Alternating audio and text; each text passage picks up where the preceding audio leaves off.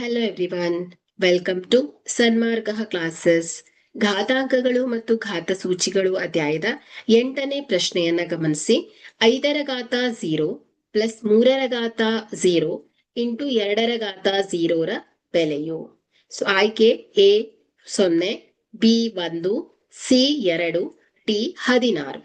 So ಇಲ್ಲಿ ಘಾತಾಂಕದ ನಿಯಮ ಏನ್ ಹೇಳತ್ತೆ, ಯಾವುದೇ ಶೂನ್ಯವಲ್ಲದ ಸಂಖ್ಯೆಯ ಘಾತ 0 ಆಗಿದ್ರೆ ಅದರ ಬೆಲೆ ಏನಾಗಿರತ್ತೆ ಹೇಳಿ 1 ಆಗಿರತ್ತೆ ಅಲ್ವಾ.